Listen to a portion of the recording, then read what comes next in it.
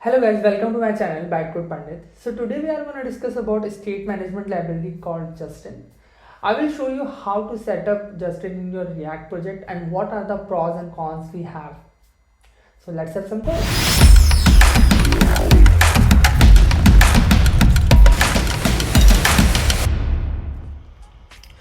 So guys, first let me describe that what we are going to achieve. So we are going to create a global loader. In every application we need a global loader. Means that whenever we are calling the API or any task which takes some time, in that scenario we have to show a loader to the user. So for that, first of all we have to create a loader component. So let me create that.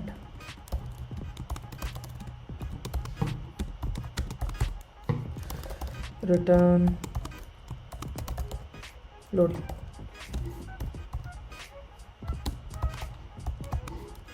Okay, put this loader component here.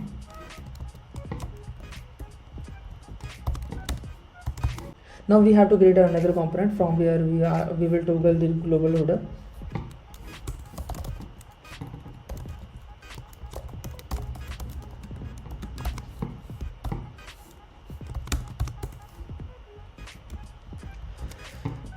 So here we should have a button.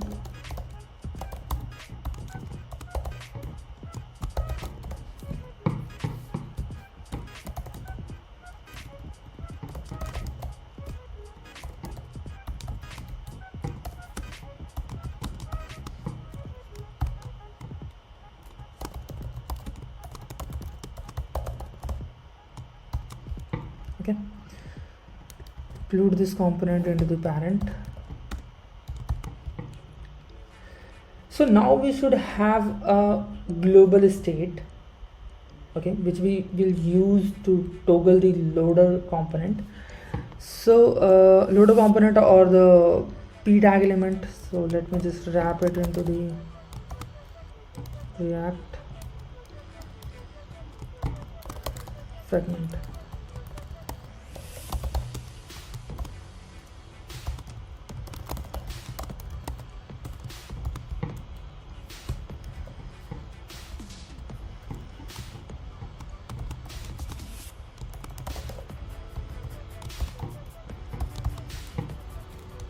Okay, so for that I am going to use a Justin that I have already installed the Justin package. You can install by using this Justin here, and in your project you can use npm install or yarn, whatever you want.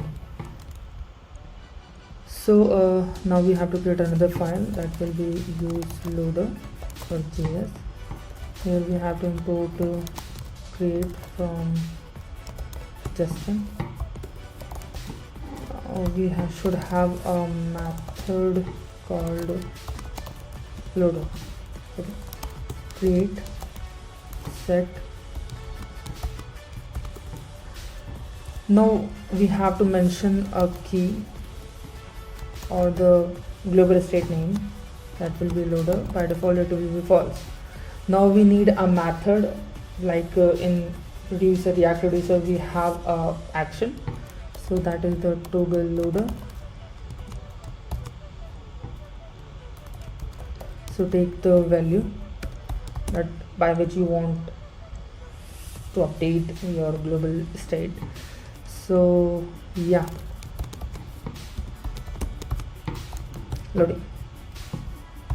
Okay, so just import this method in your file.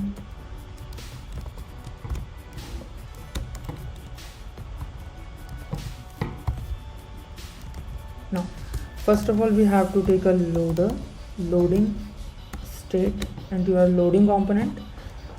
So yeah, state. So on that basis you have to make a check. If it is loading, it will show p, otherwise it will be null.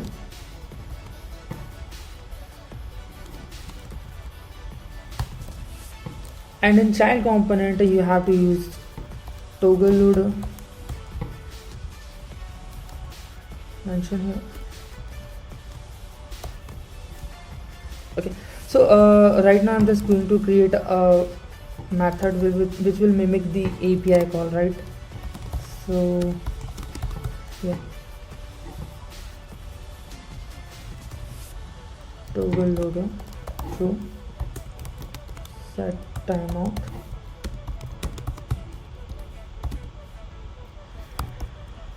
$2000 false.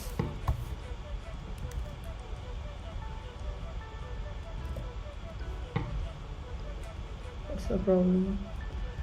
JS, there is some problem. Okay.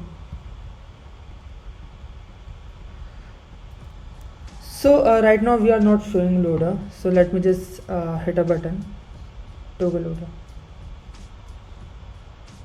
Oh, it's not working. Why?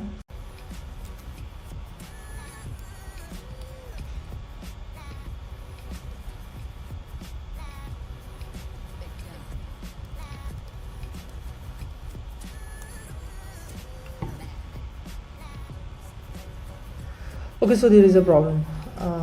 We are not passing it. Now it's fine. Try again. Yeah, it's loading, right? After 2 seconds it is getting height. So yeah, this is how we have to use a Justin in our application. Now we have to discuss about some pros and cons for the Justin. So I was already written some blogs on Medium. So yeah, first of all, if you talk about the pros, the most important thing that is very simple, as you have already seen, the setup is very simple. Second is that it is very unopinionated.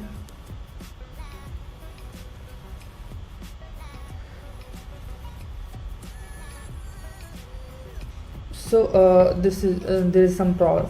That's first of it is very simple and unopinionated, and it also supports the Redux dev tools, because that is a very important thing, because if you are going to debug our state management kind of things, in that scenario dev tools are very good.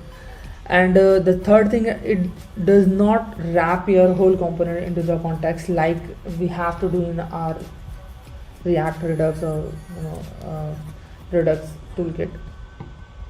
Everything is in a hook, as you have seen here that we are creating a hook kind of thing in Justin. So primarily we are using on hooks and consume these states. If we talk about the cons, we are it is not applicable for the class component, only it is applicable for the functional component, and the debugging is little bit difficult than the React Redux. So yeah, this is all about the Justin. Thank you. So I hope the video was informative and you learned that how to set up Justin and what are the pros and cons we have.